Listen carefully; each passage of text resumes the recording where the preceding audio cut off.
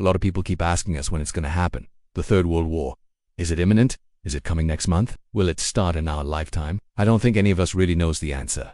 There are so many scenarios where things could kick off. In today's video, we're going to talk about one of them, specifically one that involves two nuclear-armed nations who have a very storied history of animosity and violence against each other, India and Pakistan. Today, we're going to unpack what would happen if these two South Asian nations were to go to war. How would it play out? What would be the effects on the rest of the world?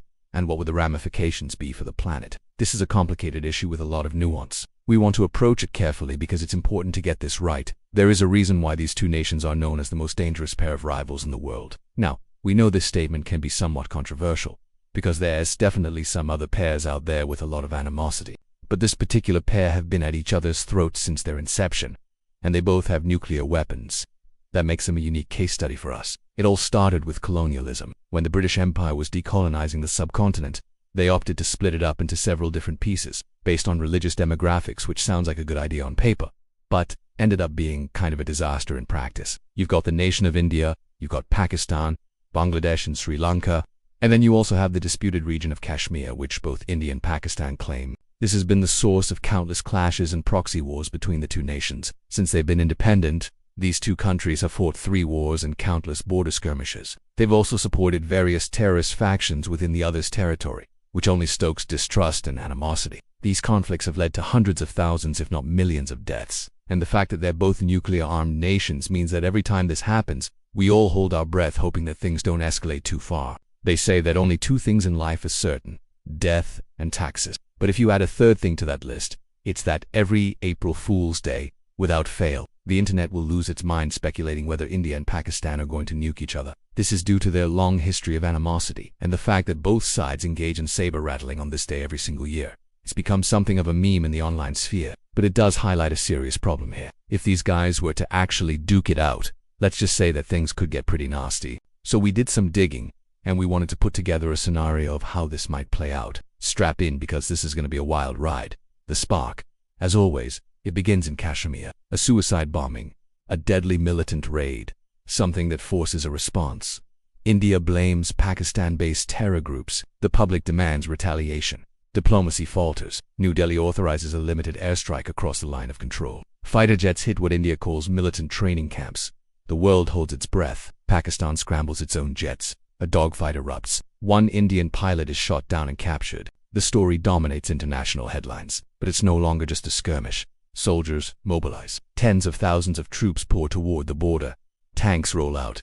Artillery lines up. War is declared. India, with a stronger economy and larger military, begins pushing into Pakistani territory in Punjab and Sindh. Pakistan responds with a rapid counterattack, using smaller, mobile units to delay and disrupt India's advance. Major cities near the borders: Amritsar, Lahore, Jammu, Multan. Missile strikes target fuel depots, bridges and military bases. Civilian casualties mount quickly. The first casualty of war is truth. As combat rages, each side spins a narrative of righteousness. Television screens show burning villages, destroyed tanks, and body bags.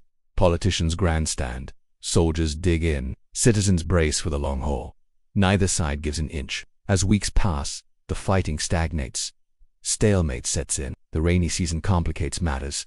Trenches turn to mud. Supply routes become treacherous. The cost of war sinks in. Pakistan, facing massive losses and fearing invasion, references its nuclear doctrine. It launches a tactical nuclear strike not on a city but on a large Indian armored division advancing near Bahawalpur.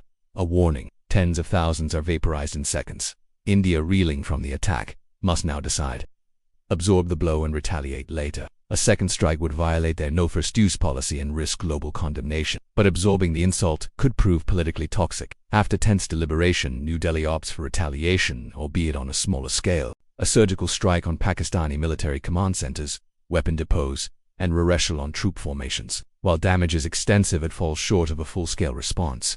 For now, but the genie is out of the bottle. Neither side can back down without losing face.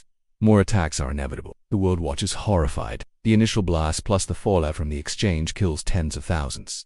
Cities turn to radioactive waste. People exposed to high levels of radiation suffer horrific burns, organ failure and cancers. The threat of further strikes looms. India, committed to its no-first-use policy, finds itself under intense international pressure to absorb further attacks and seek a diplomatic resolution. Public opinion is divided. Calls for restraint grow louder. Meanwhile, Pakistan, with its back against the wall, continues launching desperate attacks. Its goal: inflict maximum damage on Indian forces and infrastructure before being overwhelmed. India absorbs each blow, trying to minimize casualties. But the toll on resources and personnel is immense. As days turn into weeks, exhaustion sets in. Both sides suffer crippling losses. The world pleads for a ceasefire. Key players attempt mediation, but neither side but each wants total victory. Each believes they can win conventionally. At this point, the conflict has spiraled beyond the control of either government. Individual soldiers take matters into their own hands. Clashes spill over into densely populated civilian areas. Homes are burned, villages are leveled, hate crimes and reprisals become commonplace. The human cost mounts. Entire communities are wiped out. Survivors flee, adding to the growing refugee crisis. Then it happens again. Pakistan, facing total annihilation, uses its remaining arsenal. More tactical nuclear weapons strike key Indian military positions. Large numbers of Indian troops are wiped out. The goal: break the stalemate at all costs. India absorbed the blows. The world recoils in horror. This cannot continue. After a tense 2 weeks, India finally reaches a breaking point. It launches a preemptive strike against remaining Pakistani nuclear sites, military infrastructure, and government facilities. Key cities like Islamabad and Karachi are devastated. The world watches in suspense. Has humanity reached its end? Has Armageddon begun? The war ends in stalemate. India occupies much of Pakistan's Punjab and Sindh regions. It also gains control of strategic points like the Siachen Glacier. Pakistan, though devastated, remains a nuclear threat. Neither side can dislodge the other from occupied territory. The world enforces a strict arms embargo. Sanctions cripple both economies. Millions starve as trade routes are cut off. In the years that follow, India struggles to integrate newly acquired territories. Ethnic tensions simmer. Separatist movements gain steam. Pakistan descends into chaos. Its army, shattered but unbroken, clings to power.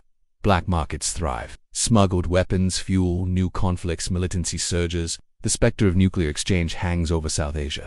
Every border skirmish, every terror attack brings the region to the brink. The world holds its breath. Can peace ever truly last between these nuclear neighbors? Okay, everyone, let's talk about that. We went through a pretty extreme scenario here, but this is definitely something to keep in mind. Conflicts between these two nations have already resulted in the deaths of millions of people. Thankfully, those were conventional conflicts. Had this scenario gone a little differently, we could have seen the use of some 300 nuclear weapons. That would have killed tens of millions of people directly, but the fallout and the long-term effects of such an exchange could have theoretically killed billions more. These kinds of scenarios are a big part of why we spend so much time researching nuclear strategy and talking about it here. If you enjoyed this, make sure to check out our series on the history of nuclear weapons, including our latest episode which talks about the Cuban Missile Crisis. We'll see you there.